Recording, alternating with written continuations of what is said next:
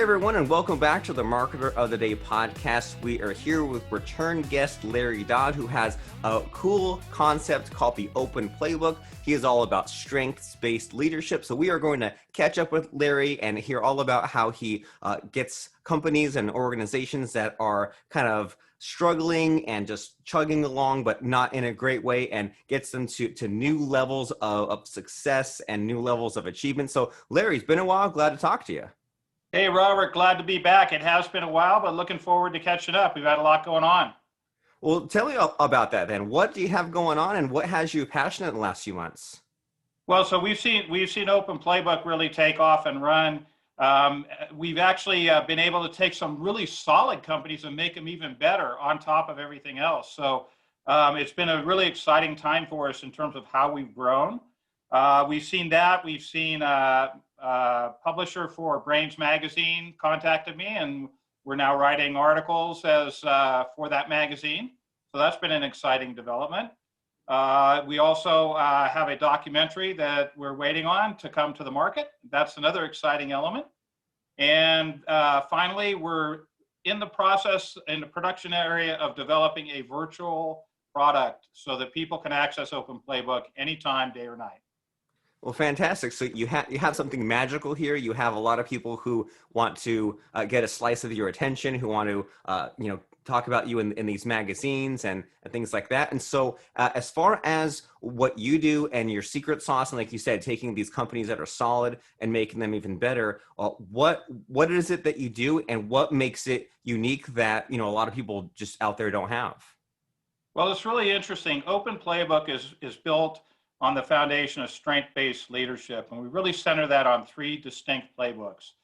The first one is the playbook that you receive, that you're given. The second playbook is a playbook you develop.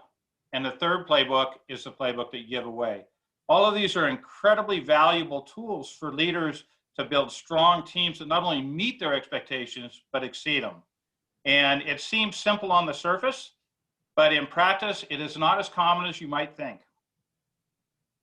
And yeah, and you're so right that it's easy to say, but then if it's so simple, then why isn't it out there everywhere? And I've been thinking for a couple of years, ever since I've heard about this idea from you about how there's the three playbooks, and it's kind of just like it has really deep roots, right? As far as like you start off as the student, and then there's the middle ground where you're kind of the teacher, and then you create your own students, because it's like, when you think about all these terms like leadership and mentoring, it's really easy to fall into the stereotype of, let me just tell you what to do. Let me just order you around. But then it's like, the more you get into it, the more you think about, well, a lot of it is about letting people do their thing and giving them guidance and maybe not solving all of their problems for them. So that way that they can, that way you don't hold back their growth, and then they can become maybe not like an exact clone of you, but they can kind of do what you do. And it just like has like an expansive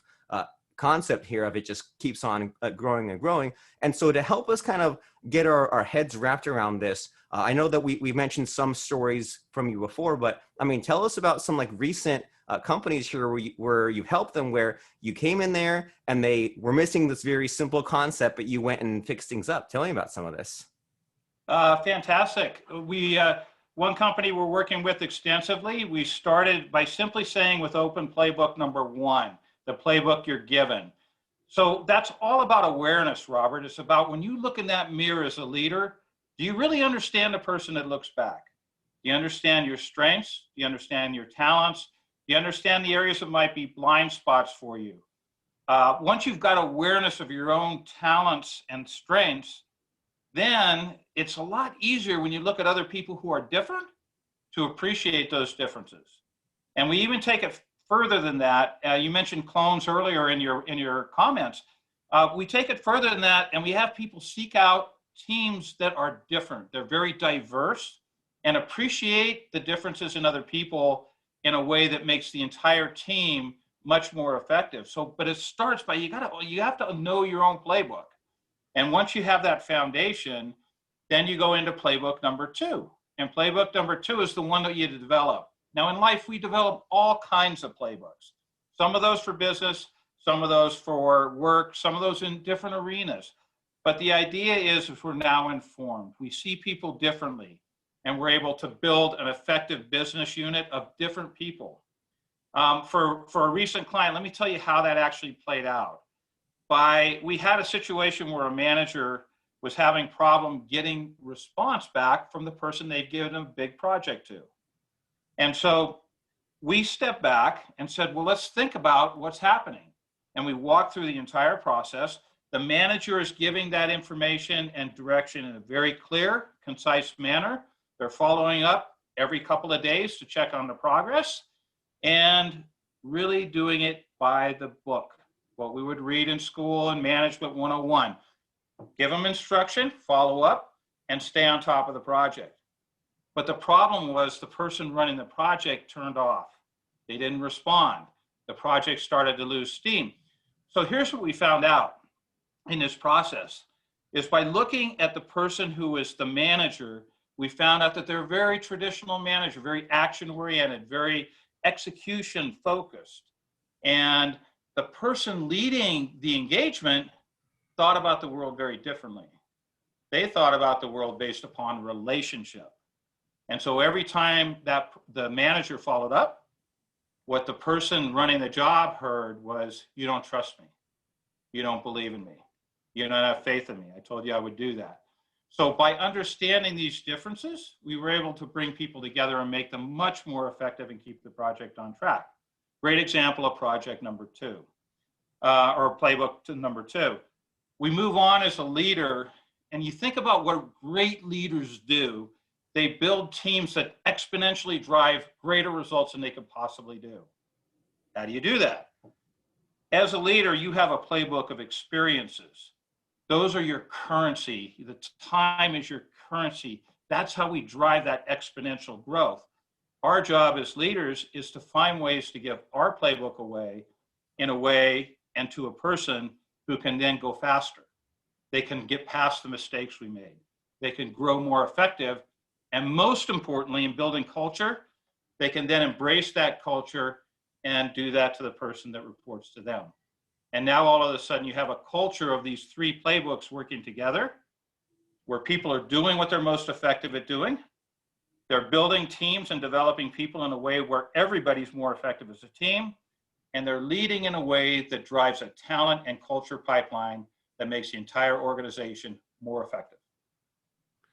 Well, fantastic. And this whole idea of like leadership, I have to admit, when I was younger, it didn't appeal to me that much because I was usually just on the receiving end of it, right? Like you'd be at a job and I had a boss and a boss of that boss. But then the past maybe year or so, I've been building a team of like virtual assistants to do work. And it's been hurting my brain, but I think I finally broke through at some point of saying, well, there's this work to be done. There's this, problem to be solved. There's this thing to do.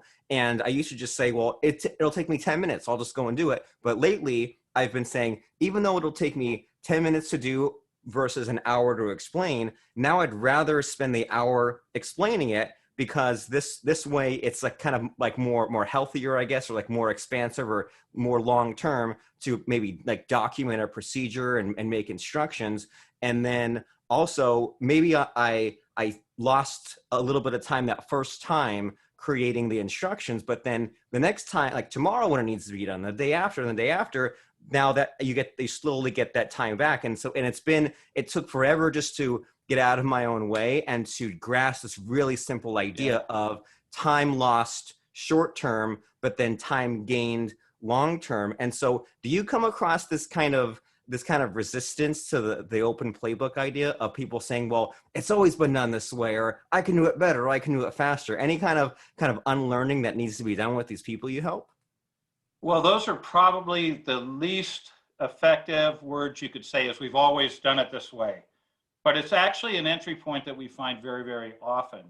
And what happens in leadership is we tend to have a kind of a distorted thought process in our culture of how to lead because we view the dominant leader, the strong leader, the directive leader.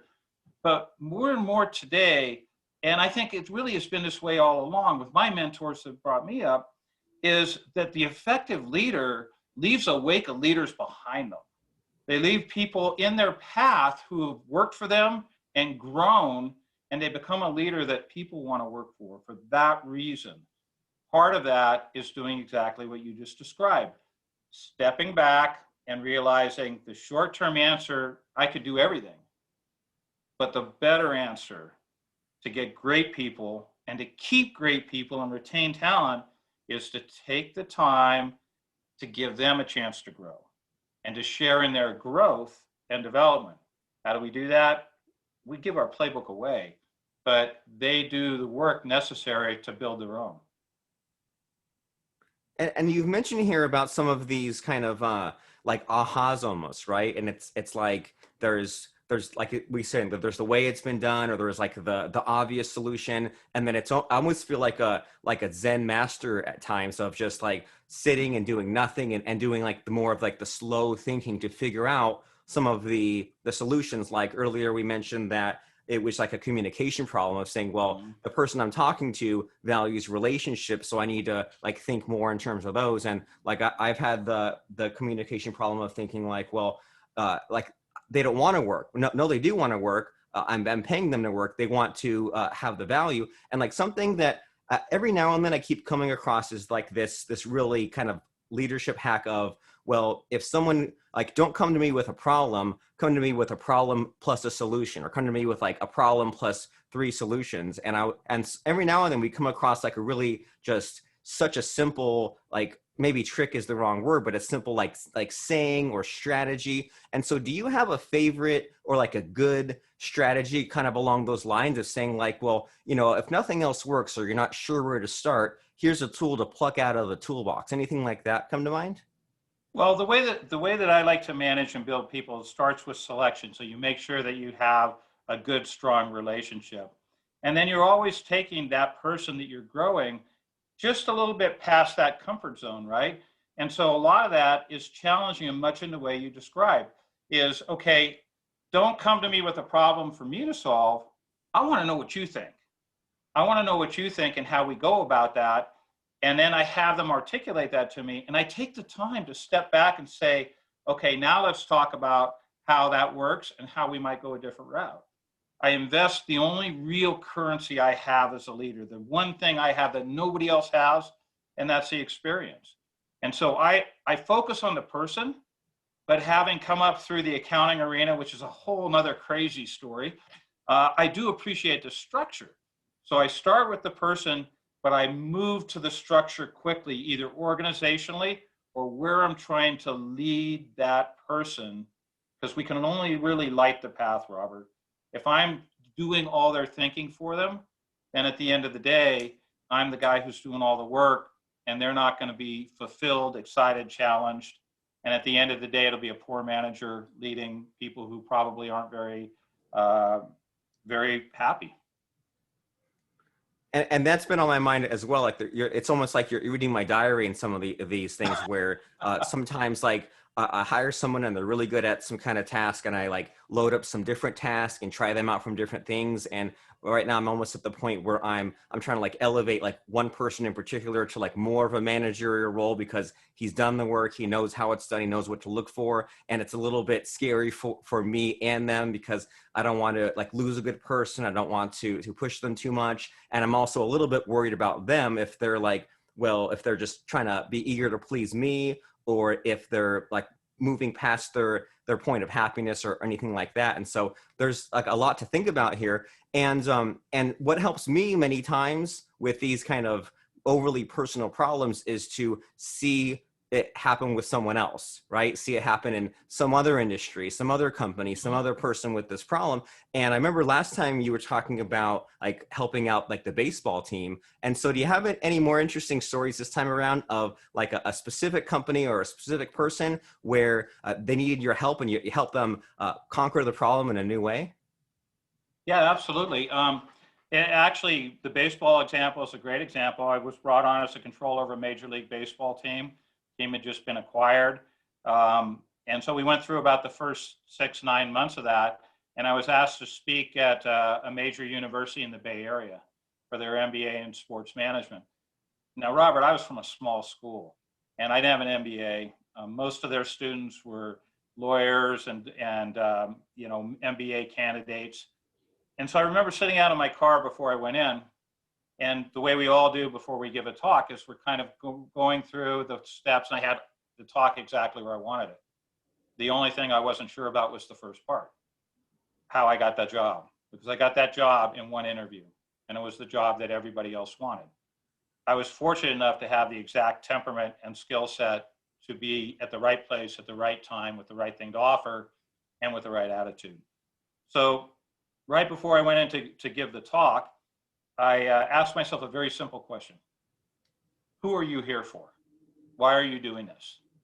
And that really answered the question, because the lead off part of the talk was about getting that job in one interview. And I thought, wow, will these people think I'm lucky? Will they think I knew somebody? Will they think I don't deserve it? You know, all the self-defeating talk that we can fall into. But when I switched it to what can I offer and who am I here for, a whole different story.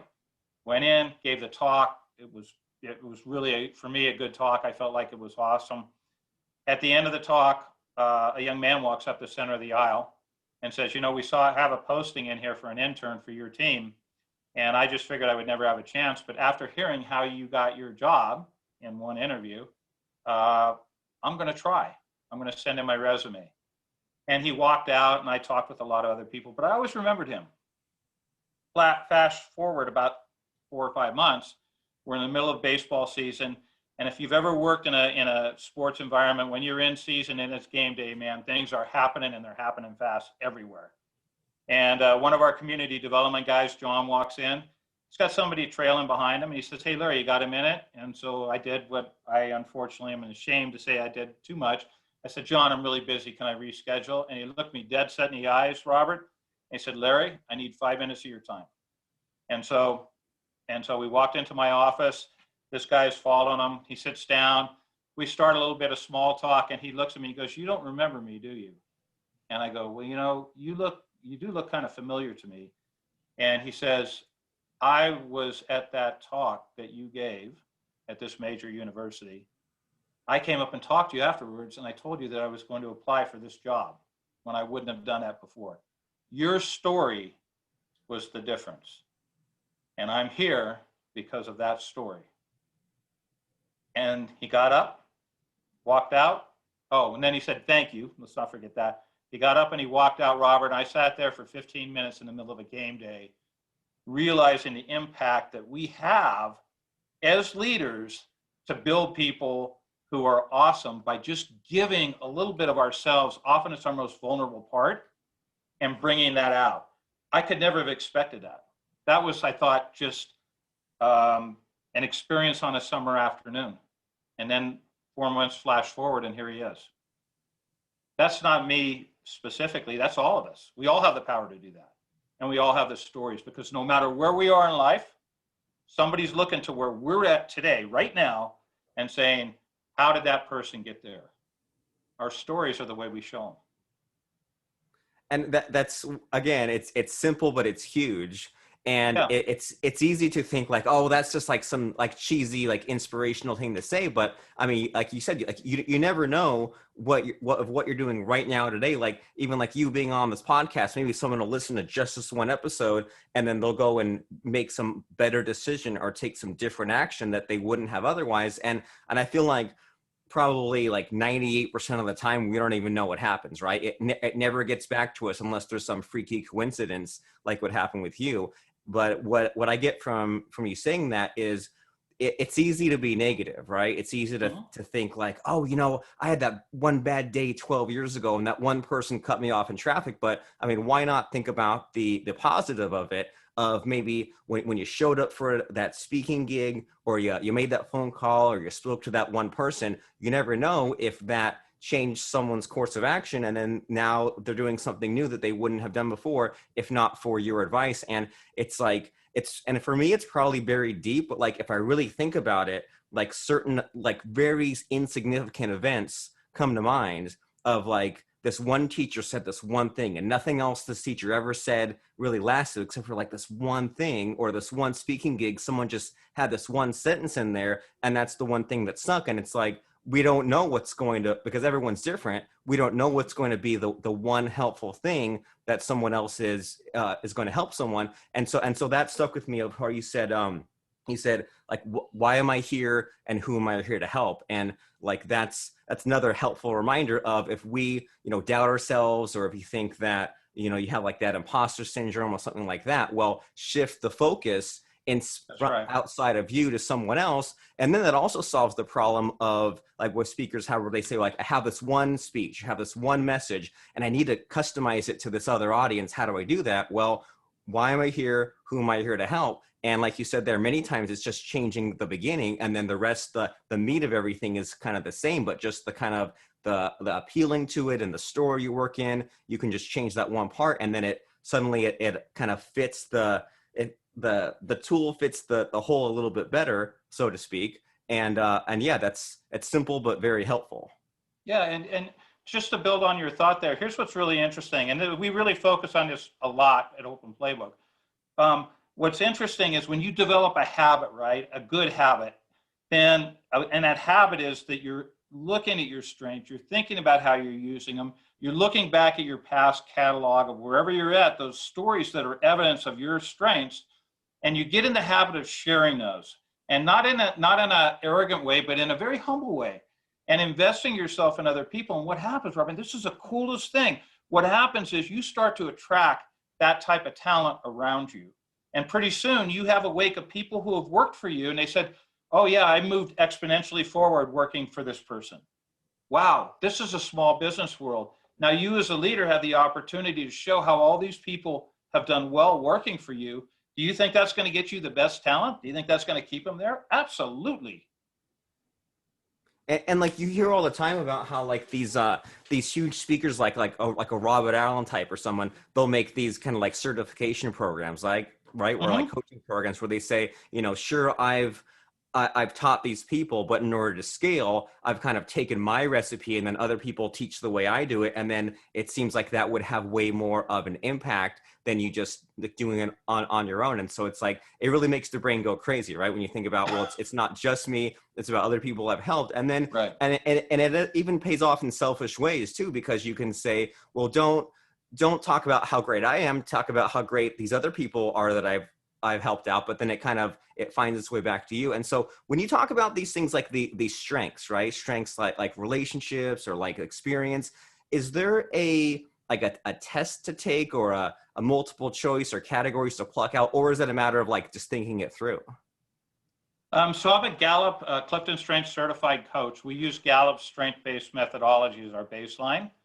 And the concept underlying that, and in fact, I've used that and been focused on that in my career since 2004, literally changed my career. And it became the foundation of Open Playbooks, looking at strengths and how do we use that. But it is an assessment. It's not a test, because at the end of the day, the assessment gives us an idea of how we're naturally wired. Why is that important? It's important because if we understand how we're wired and what inherent strengths we are, now we got something to work with. Now we got something to build upon. Now we're informed and aware and have an ability to develop a strategy, all moving forward. That's the way I do it. All moving forward, not ignoring areas that we might have blind spots, but being very much aware of them and building teams that drive on strength. I got to tell you, I think Gallup's Clifton Strengths is the best product to do that.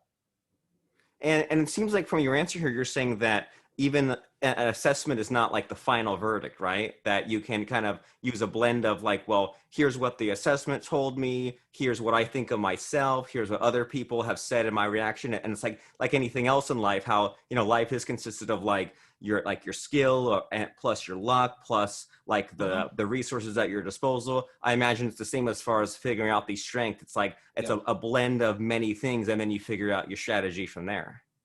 Yeah, so there's a lot to unpack with that. So from the assessment, it literally changed my career. I've done a lot of them. I think that they all have something to offer. I do think that the underlying philosophy here is the best for what I do and what I think, and how I think organizations can build winning teams. That said, it's one data point, and it's an informed data point that allows us to elevate the conversation between a manager or a leader and the people that work for them, and handled in a transparent way, Robert. It gives us a basis to talk differently and to think about how this team comes together and how these people perform the best. but there's all kinds of different data points. It's not a limiting thing that says, if you test this way, you can't do this. It's very much an informative thing that says, here's the inherent group of strengths that you tend to lean on. How do we use those to produce the result you want to do in the best way? So it becomes a data point that allows us to be better at building our careers in a way that's purposeful, that's focused on strength, and that allows us to build people who work better with people. It's really powerful. So there's that element that goes with that. Combine that with OpenPlaybook and the idea that now when we start with those inherent strengths, we're able to have a whole different dialogue. And some of the playbook, though, that we give away in Playbook 3 is not going to be the wins. It's not going to be where we hit the nail on the head, but it's where if we're working with somebody, we're really mentoring a leader, somebody that we're really growing, we're going to share some of those painful lessons too, right? Because that's going to make them go faster. It allows them to miss some of the things. And just like sitting in front of that university, that was a scary thing for me to do. It was a huge growing experience because it made me feel vulnerable. And at the end of the day, being vulnerable and confident in that is the way you're going to connect with people, I think, in a way that exponentially makes more leaders behind you.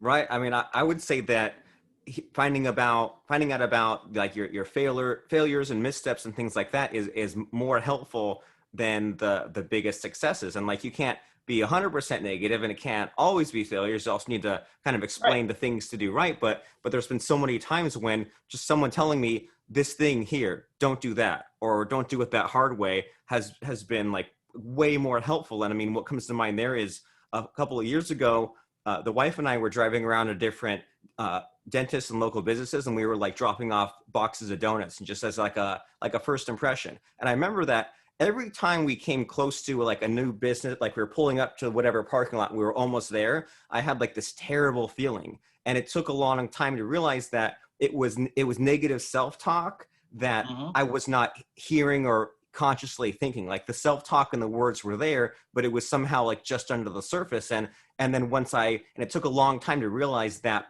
bad behavior. But then the next time that I had that feeling, then I kind of made it a point to like dig deep and kind of grab the negative self-talk and listen to it, so that way I could counteract it. But like so many times, it's like the problem we have, or the thing we shouldn't be doing, it's just out of sight, just out of reach. And then by like, you know, figuring that out, or listening to someone that says like, here's the bad thing, don't do that, or here's how I came across it, it seems to be way more helpful to say problem solution instead of just solution. So as we're wrapping up and winding down here, like you mentioned about these failures and like the painful moments. So does a really painful moment that we haven't mentioned come to mind for you? Because it has me really curious about some of this vulnerable stuff.